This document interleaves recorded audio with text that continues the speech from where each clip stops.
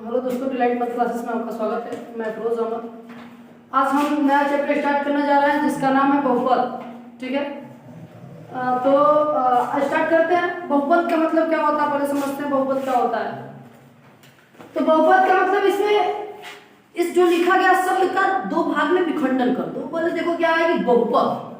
बहुपद का मतलब है बहुत सारा पद, यही ना जी, बोल सकते, कोई दिक्कत नहीं है। ये तुम्हारा चेहरा नहीं दिख रहा है मुझे कि चला जाएगा तो दिक्कत हो जी, आपका दिक्कत हो, कोई दिक्कत नहीं। हाँ, कोई दिक्कत कोई दिक्कत। देखो क्या लिखा है बहुपद। इसको यदि मैं दो भाग में खंडित करूं तो बोल सकता हूँ क्या, बहु और इधर का लिखेंगे पद। इसका मतलब बहु का मतलब होता है ये सास बहु वाला नहीं, बहु का मतलब बहुत, अब पद का मतलब पद, कई पद उसमें समाहित होता है, उसे क्या कहते हैं, बहुपद कहते हैं। बहुपद भी कई प्रकार का होता है। जैसे अगर मान लो सपोज दैट कि बहुपद बनाने के लिए दो चीज का प्रयोग करते हैं। किसका? दो चीज का प्रयोग करते हैं। दो चीज का प्रयोग करते हैं। एक को बोलते क्या, चर, एक को बोलते क्या, अचर। ये भैया हो, ये लाल, चर अचर के बारे में तुम जान चुके हो, या शायद मैं फिर बता दूं कि चर का मतलब होता है कि अल्फाबेट ए से लेके जेड तक जो अंक होता है, जो अक्षर होता है, उसे क्या बोलते हैं, चर बोलते हैं। मतलब कि अल्फाबेट ए टू जेड, तो क्या जो आ जाए, मर्जी हमारी, हम स्वतंत्र हैं, हम कुछ भी लिख सकते हैं ए टू जेड तक। बट अचर का मतलब होता है गिनती।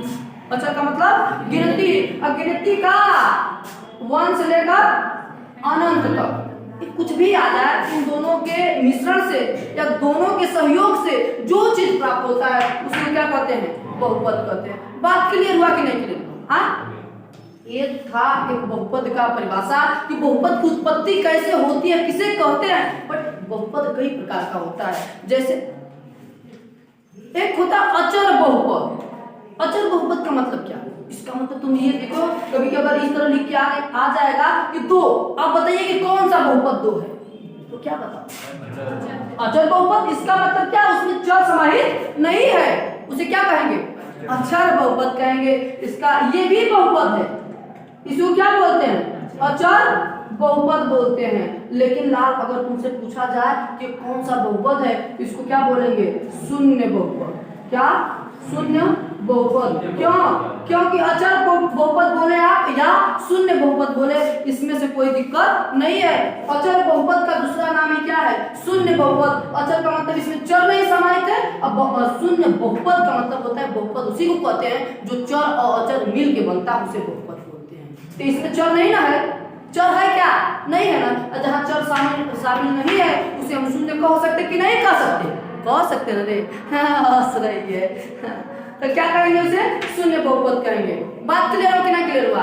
एक जहां कुछ ना हो, चाहे यक्स अगर मैं लिख दूं यक्स के पावर 0, तो शून्य हुआ कि नहीं हुआ, शून्य हुआ कि नहीं हुआ? क्यों? क्योंकि 2x स्क्वायर 2x के पावर 0 मैं लिख देता हूं, तो ये इसके साथ x लगा है, 2 लगा है, तो बहुपद कहेंगे कि नहीं कहेंगे? लेकिन कौन सा बहुपद कहेंगे, शून्य बहुपद कहेंगे। कारण क्या है, उसके पावर कितना, हाँ यही ना। लेकिन लाल यही, अगर मान लो आ गया 2x आ गया, ये कौन सा बहुपद कहलाता है, रैखिक बहुपद। कौन सा बहुपद, रैखिक। इसका मतलब कि जिस भी बहुपद के पावर 1 घात होता है, उस बहुपद को कौन सा बहुपद कहते हैं, रैखिक बहुपद कहते हैं। रैखिक बहुपद। देखो भैया दिख रहा है कि नहीं दिख रहा, नहीं दिख रहा, अच्छा ऊपर लिखते हैं क्या, 2x कौन सा बहुपद कहलाएगा, रैखिक बहुपद कहलाएगा।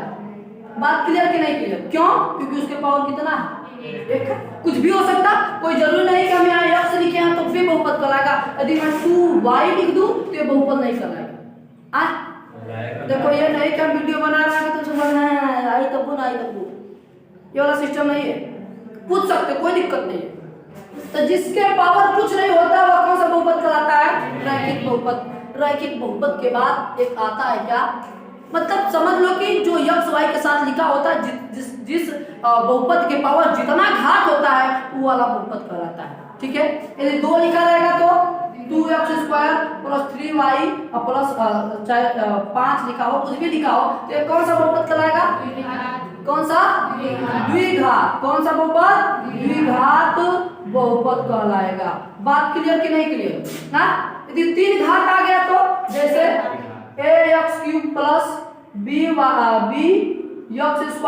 प्लस cx प्लस d, ये कौन सा बहुपद कहलाएगा? त्रिघात बहुपद कहलाएगा। कौन सा? त्रि बहुपद। अगर 4 घात रहता तो, यदि 5 घात रहता तो, अगर 6 घात रहता तो, 7 घात रहता तो, एकर मतलब कि जौने बहुपद के पावर जितना उहे वाला बहुपद। बात क्लियर हुआ? लेकिन अब पद की बात करते हैं, शून्य की बात करते हैं। शून्य का मतलब कि यदि ये कौन सा बहुपद है? त्रिघात बहुपद है। इसका मतलब इसका जो शून्य होगा, x का जो मान होगा, x का जो मूल होगा, ये कितना आएगा? 3 आएगा। अगर द्विघात है तो इसके कितने मूल आएंगे? 2। देख लाल, मान, मूल, शून्य तीनों सेम है, इसमें कोई परिवर्तन नहीं है। आप कुछ भी बोल सकते हैं, किताब में कुछ भी लिख के दे सकता है, लेकिन घबराना, ठीक है? लेकिन ज्यादातर जहां तक मेरा उम्मीद है वह क्या लिख के देता है? शून्य। क्या लिख के देता है? शून्य। ये लिख देगा, पढ़ना वही है बट नाम चेंज है।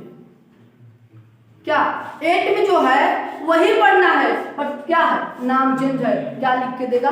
शून्य। समझ में आना? तो तुम शून्य निकालना जानते हो क्योंकि द्विघात समीकरण तुम पढ़ चुके हो ना। और अगर सपोज दैट सेम प्रक्रिया वही है जो द्विघात समीकरण में हम पढ़ाते हैं, जो लेक्चर देते हैं, वो बहुपद का ही लेक्चर था, द्विघात समीकरण का लेक्चर नहीं था, ठीक है? तो मैं पढ़ा दूं, बता दूं कैसे मूल निकालते हैं ना।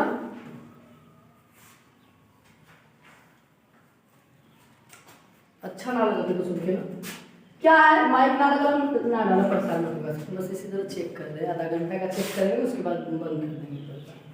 ax² bx plus c equal to 0। कौन सा बता? 0 नहीं। क्यों? क्योंकि बहुपद पढ़ रहे हैं। क्या पढ़ रहे हैं? बहुपद। बात क्लियर है ना? अगर तुमसे पूछे, मान लेते सपोज दैट इसके कितने शून्य आएंगे? हाँ, शून्य। कितने शून्य आएंगे? 2। सपोज दैट मुझे मालूम नहीं तो मान लेते क्या? एक अल्फा, दूसरा क्या है? बीटा। अगर तुमसे पूछे, कोई पूछे कि भैया वो एक प्रयास करने में किया जा रहा है, सही है कि नहीं? देखो मैं द्विघात समीकरण ले लेता हूँ, क्योंकि द्विघात समीकरण कितने मूल आते हैं? 2। मुझे मैं अभी बताया हूँ कि जिस संख्या के खोपड़ा पर जितना सबसे बड़ी घात, जिस बहुपद के पावर सबसे बड़ी घात जितना होती है, वही वाला क्या कहलाता है? समीकरण बहुपद कहलाता है। तो द्विघात समीकरण होगा तो उसके कितने शून्य क्या आएंगे? 2 आएंगे। गुणनखंड पढ़े हो ना, तो कितने शून्य आएंगे? 2। तो मैं मान लेता कि वो जो द्विघात समीकरण लिखा रहेगा इस रूप में लिखा रहेगा, ax² plus bx plus c। इसी में लिखा रहेगा मर्दे। हाँ, हम सही कर रहे हैं कि नहीं? सवा सही नहीं है, ठीक? तो कितने शून्य? 2 शून्य। ध्यान से सुना, 2 शून्य का आएगा। जब 2 शून्य का आएगा तो कौन कौन शून्य हमको पता हो? नहीं ना मालूम है हमें। जब हमें नहीं मालूम है तो हम मान लेते अपने से। क्या भैया? शून्य का मतलब x का मान, x का मान। यदि x के पावर 2 लिखा है तो इस समीकरण को हल करोगे तो x का कितना मान आएगा? 2। यदि यहाँ पे 3 लिखा होता तो x का मान कितना आता? अरे यार, शून्य का मतलब कोई विदेश से वर्ड नहीं आया है। जिस चर के पावर जितना उस चरवा का मनना उतना आई। 3 लिखा रहता तो कितना आता? अब 2 लिखा है तो कितना? अब 3 लिखा रहेगा, 4 लिखा रहेगा, 5 लिखा रहेगा, जितना लिखा रहेगा उतना मूल आएगा उसका, ठीक है? तो मान लेते हैं कितना लिखा है? 2। तो इसके कितने मूल आएंगे? 2। तो मान लेते कौन कौन? अल्फा और बीटा, ठीक है? लेकिन तुमसे पूछे, फार्मूला होता है कि मूलों का योग आप ज्ञात कीजिए। क्या ज्ञात कीजिए? मूलों का योग। मूल दिया ही नहीं है, पूछ देगा कि मूलों का योग ज्ञात कीजिए। मूल दिया होता तब ना पूछता तो हम बताते, लेकिन पूछेगा, दिया नहीं रहेगा, बस ये लिख के दे देगा, बोलेगा आप मूलों का योग ज्ञात कीजिए, मूलों का गुणनफल ज्ञात कीजिए। तो कैसे ज्ञात करोगे? कैसे ज्ञात करोगे? बहुरावा कैसे ज्ञात करोगे? हाँ, तो क्या फार्मूला होता है? Alpha plus beta equal to, लिखना चाहते तो लिख लो बचवा, मूलों का योग, मूलों का योग। समझ में आया विषय? हाँ, मूलों का योग का फार्मूला होता है -b/a। क्या होता है? -b/a। लिखना जब तो लिखो अल्फा प्लस बीटा बराबर क्या होता है? माइनस यक्स का गुणांक, किसका गुणांक? यक्स का गुणांक बटा के यक्स स्क्वायर का गुणांक। यक्स का गुणांक क्या है? b। क्या है? b -b और यक्स स्क्वायर का गुणांक क्या है? a। तो अल्फा प्लस बीटा बराबर क्या हो जाएगा? -b/a। बात क्लियर हुआ? ठीक। अगर तुमसे पूछे मूलों का गुणनफल, किसका? मूलों का गुणनफल, मूलों का गुणनफल पूछेगा तो क्या? अल्फा इंटू बीटा बराबर जानते हो क्या होता है? अचर पद बटा के यक्स स्क्वायर का गुणांक, यक्स स्क्वायर का गुणांक। अचर पद कितना है? c और यक्स स्क्वायर गुणांक कितना है? a। तो मूलों का गुणनफल क्या आएगा? c/a। बात क्लियर हुआ कि नहीं क्लियर हुआ? कोई दिक्कत किसी को? हाँ, कोई दिक्कत है? कोई दिक्कत है जी? कोई दिक्कत नहीं।